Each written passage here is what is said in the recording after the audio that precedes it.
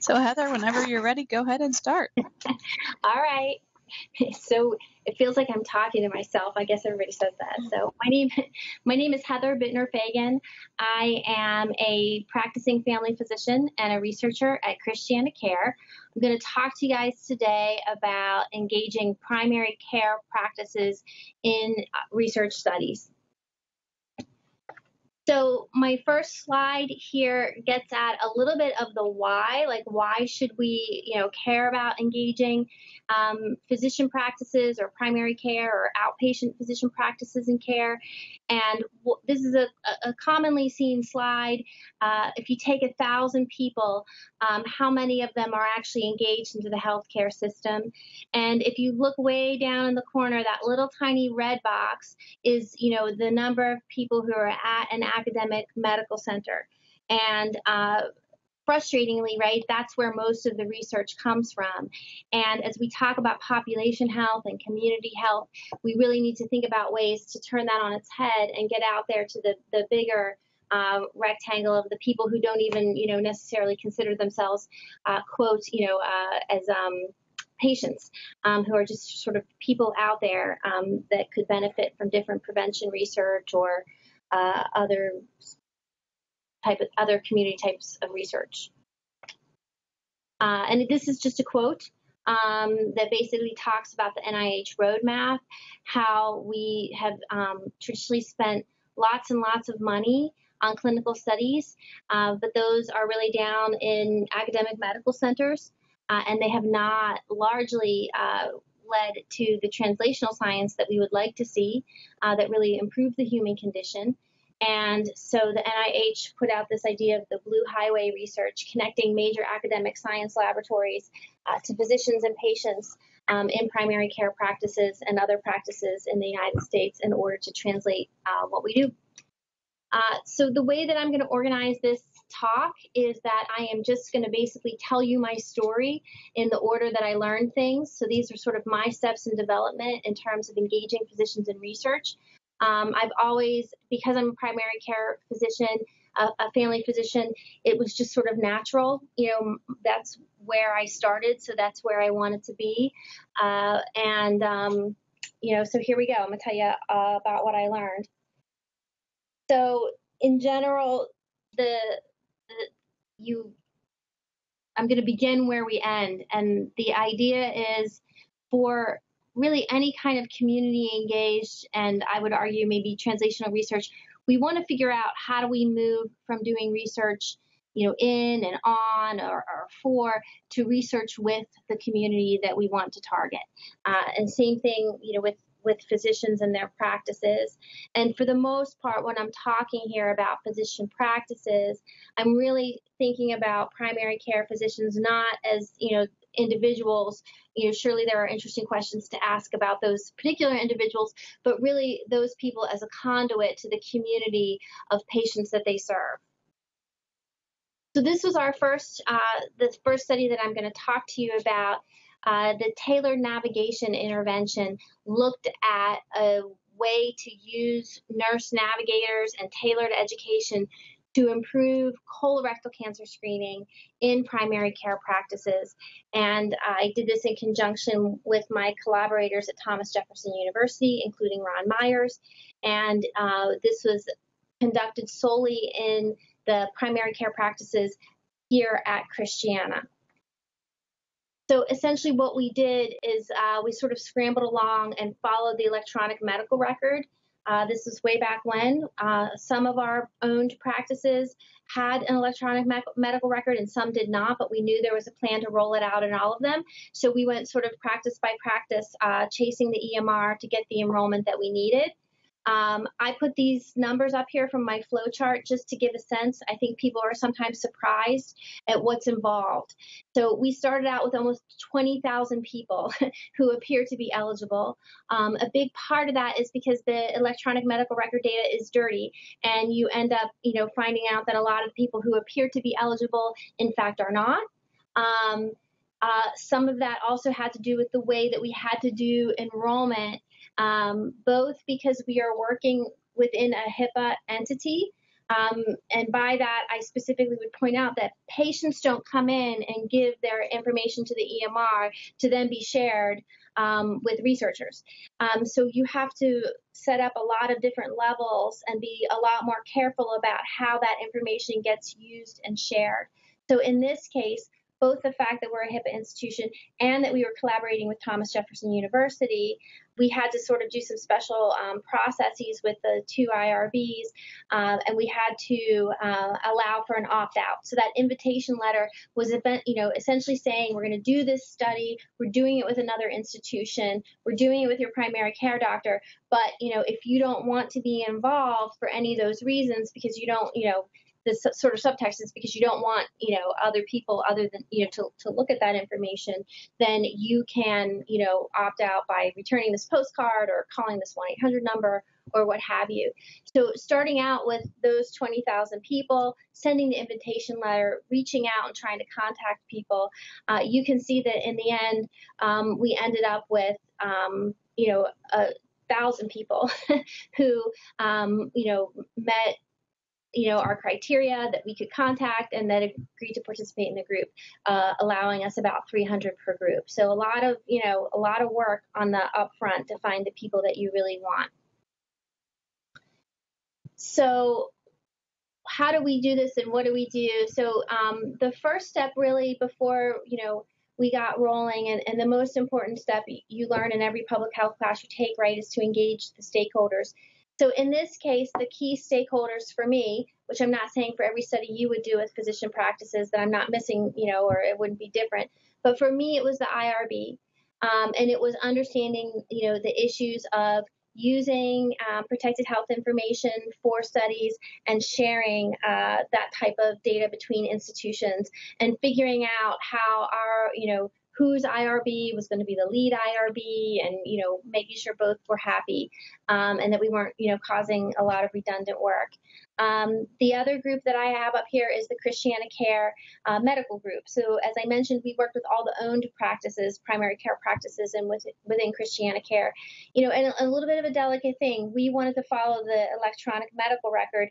We had to, from the very beginning, kind of make a case for, the fact that we were not going to be disruptive, right? Here are these practices, they have enough going on with trying to go from paper to electronic. We needed to be clear that we weren't going to add work to anybody's already busy schedule. We needed to, make the case for why this was a good thing for the, the practices and the patients. And one, example that I'll give of learning from that, we, for colorectal cancer screening, some of you may or may not know, there are choices. Most people think colonoscopy, but you can actually choose to do stool blood testing. And one of the things that, we got from leadership was that, they really preferred that we, encourage patients towards colonoscopy first, with the idea that if that was not something that made sense or they didn't want to do, or that the primary care doctor disagreed with, that we then, navigate them to do the stool blood testing. So, that was fine. That was something that we, could work with. The other thing that the medical group told us said, yes, talk to the doctors. They need to be included in something like this, but it's really the practice managers who are going to make it go or not go. So that for me was a learning point and sort of a key first step. And I did find that they were amazing and amazingly helpful. We reached out to the Helen F. Graham Cancer Center, which was also really crucial, key, because they do a lot of cancer outreach. And they actually, as it turned out, were working with nurse navigators, which was the intervention of our study anyway, so we could kind of be very well integrated, have a clear understanding of where their interventions began and stopped and where ours began and stopped, and just have the support of that leadership. And then we worked with the Delaware Cancer Consortium, which is supported by the state of Delaware, because they had nurse navigation and they had some programs and initiatives around colorectal cancer screening. So that was sort of one of my first lessons learned is, start with leadership. If you don't exactly know where to start higher and simply keep asking, at every level, who else should I be talking to? Who else should I be talking to? Because, the sort of a fatal flaw that you might run into, if you skip a step, down, and you're talking to someone who then goes to the step above them and says, oh, that, Dr. Fagan came to me and wanted to do this thing, blah, blah, blah, and it gets, sort of distorted in the translation, then, you have somebody, who has the power to really make it difficult, sort of panicked because it sounds like you're doing something you shouldn't be doing. So that's sort of one of my lessons learned. The other, and we'll talk about this more, I wanted to point out when we did this, to me, the way that we did it in order, we first started with these group of pilot practices. So these practices had all had prior experience with research, and specifically prior experience with this type of research. So, in many ways, that was easy, right? They had done something like this. They had had a good experience with it. They knew, the people involved. So that was easy. And then, the next kind of group that we wanted to work with, or that I ended up working with, were friends and colleagues. So, it's just sort of natural for me as a physician amongst physicians, I, reached out to the people that I knew. But lo and behold, as you saw, when we had to go through 20,000 people to get our 1,000, we really needed the whole sample. So I did end up having to work with practices with whom I had no prior relationship. And I hated this. I put them to the end for a reason. I was the girl that quit, after the brownies because I didn't want to have to sell Girl Scout cookies. And, I reached out by email and they, saying, hey, is there a good time where I could come and, meet with you and talk to you about my study? And I'll never forget the one, practice came back and said, no, thank you. We do not want to meet you. We do not like green eggs and ham. Do not come with lunch or anything. And, I really had to kind of come back to them again. And, so, different people are different, but I'm no salesman. And so that to me was the hardest. So my lesson learned there was you really have to develop a good elevator speech. And in some ways, this is, I know this is hard because maybe, my elevator speech doesn't fit your science. But for me, what became really clear and what I think is really clear in engaging physician practices is what is the benefit? Like, why is this important to, patients? And for this particular study, I could say, look, we want to get these patients screened for colorectal cancer, and everybody's for that. So have a good cause. It certainly makes it easy. And then the other thing that seemed really key for me to put in my elevator speech was that we're going to do this in a way that doesn't burden your practice. So this is just my little reminder that all these things. So I guess, to frame it, I did this work of being sort of the champion for recruiting all these practices before I ever gave a single thought to the science of like, what is it that makes a physician say yes or no, you can work with my patients? So, obviously I learned a lot by hands-on, but then, ended on the question of why did that work and why did some things work the way I thought and why did some things not work the way that I thought. So then I had some money from the American Cancer Society and decided to do some qualitative work, interviewing those physicians that participated in the study to understand a little bit about what made them decide and what they thought, a little bit of projection in the future, what would make them, want to or not want to take part or commit their practice to a study. So any questions? I can't see anybody, but I could hear. So I'm going to pause for a moment for any questions before I move on to the next chunk. Let's see.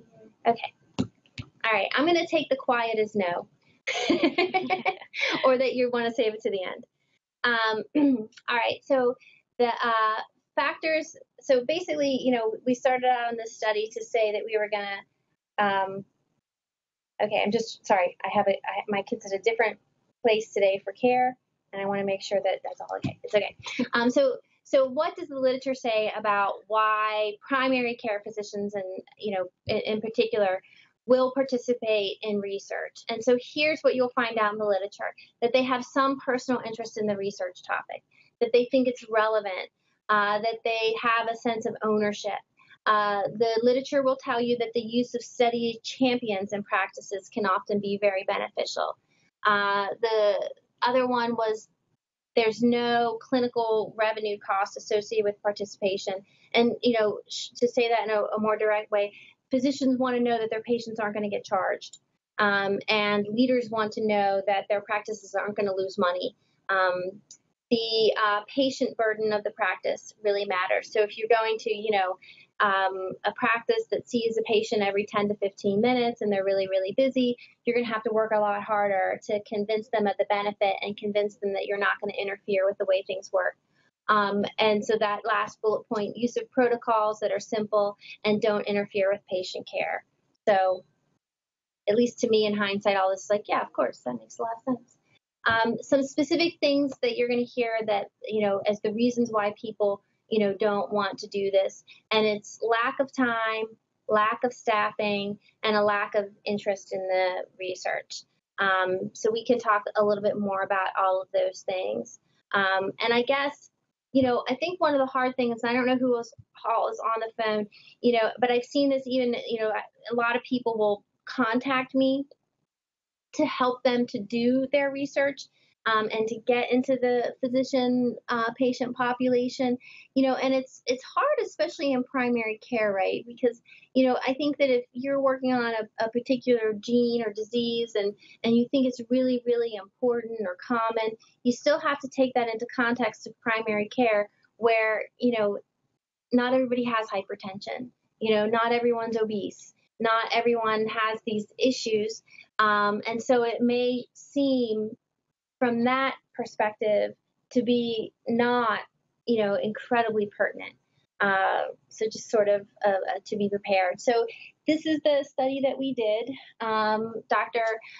Barrett-Mikulik, myself, and Dr. Raymer went out to interview practices and to understand a little bit about what, made them willing to participate in patient care. So we did focus groups. We did them in person, 45 minutes. We transcribed, recorded by audio, transcribed them. There were 2 interviewers at least at every one. We could talk about qualitative methods. I would not put myself forth as an expert in any way. Dr. Mikulik certainly is.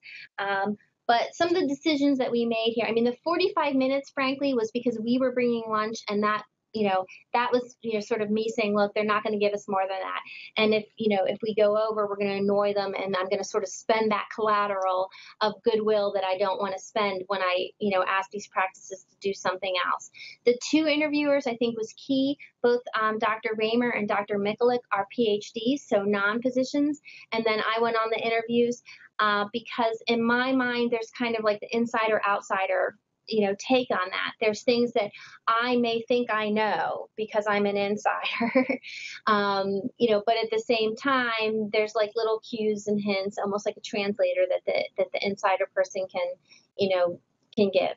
And frankly, the other thing was I wanted to learn as much as I could about qualitative research through this. And then you can see all the other stuff, sort of standard stuff. So interestingly, I organized it this way. I went in with an assumption that doctors would kind of look at this stuff like, what is in it for me when, we bring forward. And in the end, I really came to realize that there's a big difference between getting paid and being valued. And by that, even sometimes when we flat out talked about money, the doctor's like, well, what will we do with that money? Like, who do you think you're going to pay? Like, everyone's working at, at their max. It's not like we have anyone around here that's just looking for other things to do. So it wasn't, and I, in my mind, just sort of as a young researcher, I always thought, well, if you just had a big enough budget, right? If they let you put all the things you wanted to in the budget, and I could pay for, physician time in every practice and, some coordinator time in every practice, it'd be great. Like I'd never have a hard time, getting people to do this again. But it's not exactly about that. It's about doing things in a way that makes sure that the voices of the people in the practice are heard, that their contributions are valued, and again, it's done in a way that doesn't just add undue burden. I went in to these discussions assuming that there would be sort of this fear of the academic ivory tower. And frankly, I'm allowed to make this joke. Nobody else is, because unless you work at Christiana. I found it was interesting, even in our own practice, this fear of the green gorilla. So people didn't mind this idea of University of Delaware or Nemours or Thomas Jefferson. Nothing about that bothered them. In fact, a few people even voiced this sense of like, well, all doctors come from an academic institution, so at some level we do see, this sense of like making a contribution to knowledge as part of what we do. Instead, I found that, there was this fear of sort of the, Christiana care, looking into their data. Were they maybe secretly being like judged or tracked, or, was, even a little bit of a fear of, was this something that Christiana valued versus was I just someone that was going to come in and like mess up their time, and in the end they'd be judged, sort of unfairly for the time and effort that they may have given to this. And then there were some, I don't know how else to put this, some other interesting memories. I mentioned the duty to contribute there, that middle bullet, which I was sort of touched and refreshed by that, sense of idealism. And in fact, that first bullet, there's a practice. I remember they were like the nicest people in the world. As much as there was one practice and I didn't know anybody there, and they said, no, we don't even want to come and talk to you. I found this other practice that was like, sure, we'll do that. Like everything. I was like, well, how about this? And they're like, that's fine. Okay, great. They were just so nice and so open to trying things that they, stood out in my mind that, you just, a spectrum, I guess, you don't know what you're going to get into. And then one of my favorite lines was, we were interviewing someone, a colleague of mine with who, I have a long-standing relationship and, a friendship. And this person said to me, they would be more worried if I came knocking on their door asking them to do something, because only friends ask for favors. So it was interesting again, too, right? The whole insider-outsider thing. All right. So we went in with the assumption and maybe the literature to, back it up, that you had to somehow convince the doctors to value this work and to become study champions. I actually, especially with the study champions, I didn't find that. What we did really find, and sort of, long story short, on our qualitative, work there and what we published, office flow was really number one. It had to be work that fit into what they were doing already. For me, the idea of a, USPSTF supported prevention strategy, great. That's kind of, just my good luck to do that. And then to figure out how it fits in a non-disruptive way, everybody could rally around that. And this is just this is a figure from that article. And I put it in there to remind me to say this, we're in medicine. And again, I don't know if there's PhDs or MDs or how many mix of both on the phone, but in medicine now we're moving away from this fee-for-service model. And I think when we talk about don't mess up the flow of the office, figure out how your research fits into that, it's really, when we did that, we were really thinking about how does it fit into a fee-for-service model. And frankly, in my mind, and this is just my opinion, that's a more narrow window than where we're headed. Because more and more the talk is, how do we measure quality? And so if your work happens to measure up in a way that you can improve the quality of care, there might be more room for that as we sort of transition the practices away from this fee-for-service model, which again, I can say this, I'll just, which really is that, like, you have to see a patient every 15 minutes because we get paid when a, warm body walks in the door and is standing there looking at the patient's face to face. So these new models are really about proactive outreach to our patient panels. They're about, doing more team care. So I think that those models, those newer models of care and that new flow will, frankly, knock on wood, be more amenable to research, especially research that fits into improving people's lives. And, sort of ending where you began, I joke around that I was doing community engaged research before I knew it was cool. Before I ever heard the term community engaged or community-based participatory research, working with physicians, trying to understand their values, trying to make the research fit and support their needs and values. But that's really, in the end, the principles of community-based participatory research is that, starting with the community itself. Of course, in this model, we started with physicians and not the true community, which is primary care patients, but, a step closer to that. And then I put this up there because, we think about engaging a community such as physicians or primary care practices. But remember that, there's different levels, so maybe if you're, standing, at the bench or you're working on a big, database, you're not quite there yet to do it in the most in-depth and complete way. But there's always different ways to involve. But then some people really look at this as something that should, that should be moving from the left to the right, where increasingly the research and the work that we do, emanates from the communities we want to help. So that's it. And I think that's my last slide, except for my references. And I am done. So I don't know, Erin, if you're listening, is there a way for me to see people and know if they have questions? Yep. If we can see if, does anyone have questions? Now, I made it short, so hoping it would be more interactive. But... No questions out there? You must have answered every single one then, Heather. That I gave them the Holy Grail, and now they're done. All right. All right, sounds good. Thank you so much. Thanks for listening in. Thank you, everyone. Have a good day.